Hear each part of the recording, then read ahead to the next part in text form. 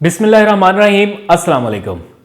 कामती टांगों और देखती आंखों, कामती टांगों नहीं, माफ़ कीजिएगा, मेरा मतलब है देखती आंखों और सुनते कानों को मेरा सलाम। मैं हूं अब्दुल कादिर और आप देख रहे हैं आपका अपना यूट्यूब चैनल। आज तारीख है 13 नवंबर और दिन है जुमातुल मुबारक का। ये जुम्मे का दिन सियासी एतबार से बहुत से लोगों पर काफ़ी भारी पड़ता रहा है। ऐसी ऐसी खबरें आती हैं कि मुल्की सियासत में तहलका मच जाता है, सियासी रुख काफ़ी हद तक तब्दील होने लगता है।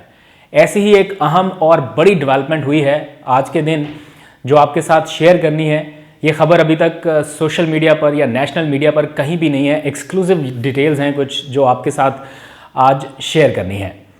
इसके साथ साथ पाकिस्तान के हवाले से कुछ अच्छी और मुस्बत खबरें हैं, वो भी आपको बताऊंगा।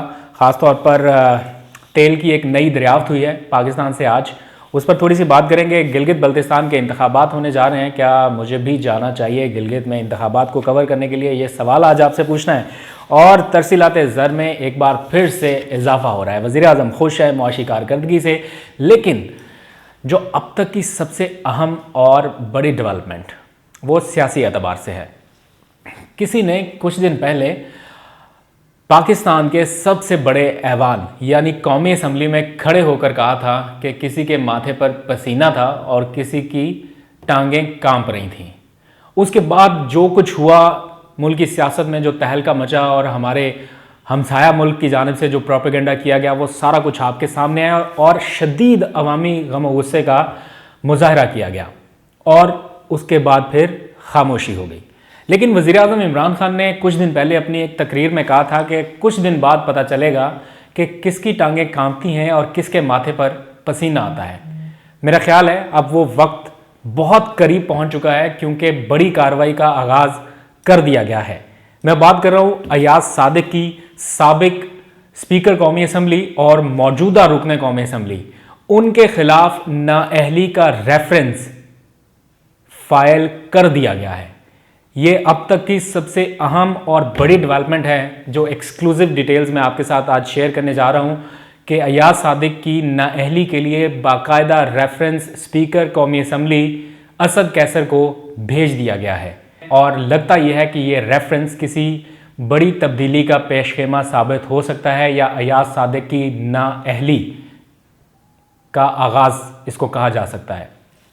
क्योंकि कुछ दिन पहले मेरी हुकूमती ज़राए से बात हुई थी इस बारे में कि बहुत ज़्यादा गम और गुस्सा, बेचैनी पाई गई अवाम में और मुल्क की सलामती से मुतल्लिक इस कदर गैर जिम्मेदाराना स्टेटमेंट दिया गया। और उसके बाद सियासी शोर शराबा तो बहुत हुआ, लेकिन अमली तौर पर कोई इक़दाम नहीं उठाया गया अभी तक। इसकी वजह क्या है?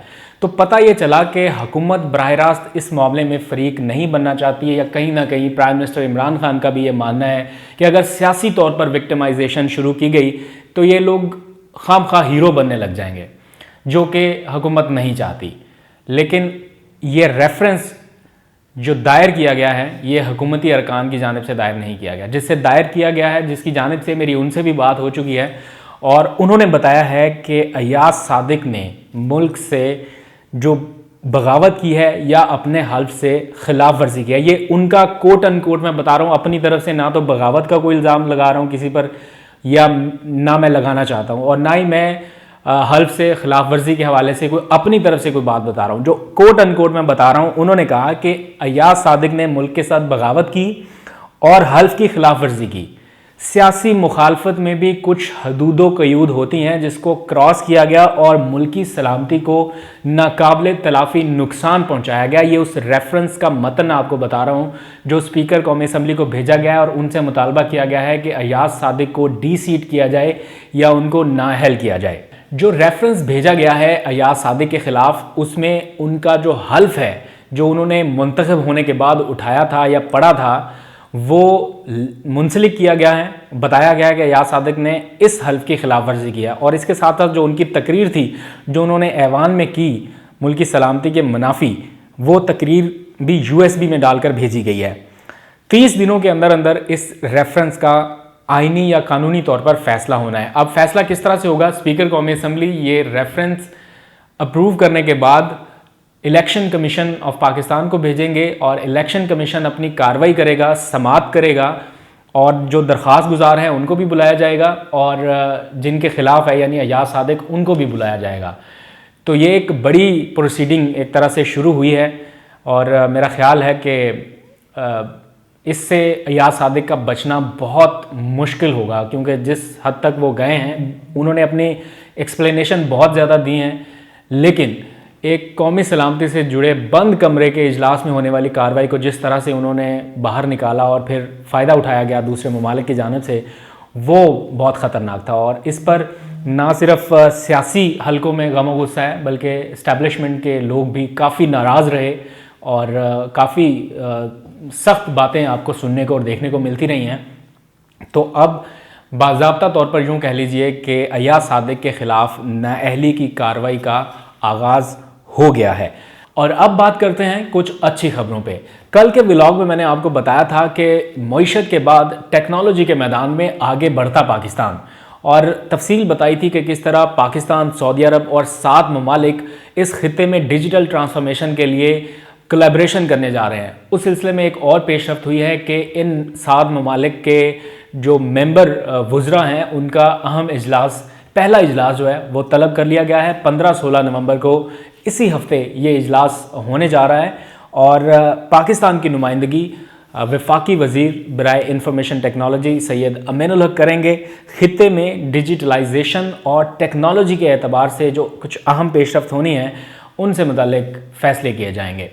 एक और खुशखबरी की बात करते हैं। काफ़ी दिन हो गए हमने तेल की दरियाफ्त के हवाले से कोई बड़ी डेवलपमेंट आपसे शेयर नहीं की, लेकिन आज ही ये डेवलपमेंट आई है कि बलूचिस्तान के इलाके ज़ियारत और बोलान से तेल का एक बड़ा ज़ख़ीरा दरियाफ्त हुआ है। पाकिस्तान पेट्रोलियम लिमिटेड कंपनी ने 9 नवंबर से ये दरियाफ्त के लिए बलूचिस्तान के मुख्तलिफ इलाकों में अपनी ड्रिलिंग का आगाज़ किया था और एक बड़ी कामयाबी मिली है ज़ियारत में बोलान ब्लॉक 1 से, जहाँ पर 800 बैरल यौमिया तेल की दरियाफ्त की गई है और ये बोलान ब्लॉक 1 से दरियाफ्त होने वाला पहला ज़ख़ीरा है। इस दरियाफ्त के बाद जो मुल्की तेल की तलब है उसको पूरा करने में काफ़ी हद तक मदद मिलने वाली है। इस तरह के और भी छोटे छोटे ज़ख़ीरे हैं जिनकी दरियाफ्त पर काम जारी है। आई होप कि पाकिस्तान की आइंदा आने वाले दिनों में इसी तरह से जो अपनी मुल्की वसाइल है या अपनी सलाहियत है तेल की पैदावार की वो बढ़ती रहे, ताकि बाहर के तेल के ऊपर इन्हिसार कम हो। एक और अच्छी खबर, तरसीलात ज़र में मुसलसल 5वें माह भी इजाफा रिकॉर्ड हुआ है। ये पहला मौका है जब मुसलसल 5 महीने जो बाहर से तरसीलात ज़र आती हैं या ओवरसीज़ पाकिस्तानी, आप लोग सऊदी अरब, अमेरिका, बरतानिया, यूएई और जो दूसरे ममालिक है वहाँ से भेजते हैं, तो ये पहली मरतबा ऐसा हुआ है कि मुसलसल 5 माह ये $2 अरब से ज़्यादा रही हैं। और इस महीने अक्टूबर में जो तरसीलात ज़र आई हैं वो $2 अरब 30 करोड़ हैं, यानी ये तकरीबन 14% ज़्यादा हैं जो 2019 के अक्टूबर में हमें मौसूल हुई थी।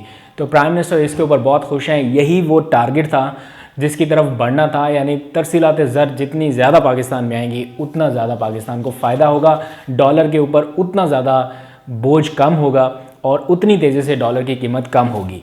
तो ये भी एक अच्छी खबर है। और आखिर में गिलगित बल्तिस्तान के इंतखाबात चूँकि अब सिर्फ 2 दिन की दूरी पर हैं, कल आखिरी रोज़ है, उसके बाद पोलिंग होनी है, तो आई थिंक मुझे भी जाना चाहिए गिलगित बल्तिस्तान में इंतखाबात को कवर करने के लिए।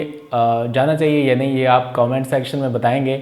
मैं तो कोशिश कर रहा हूँ कि कल सुबह अर्ली फ़्लाइट से मैं निकल जाऊँ ताकि आपको कुछ आउटडोर सिचुएशन दिखा सकूँ वहाँ पर। वैसे तो आप लोग देख ही रहे हैं, लेकिन एक व्लॉग वहाँ से हो जाए अगर गिलगित बल्तिस्तान से, तो मज़ा ही आ जाए।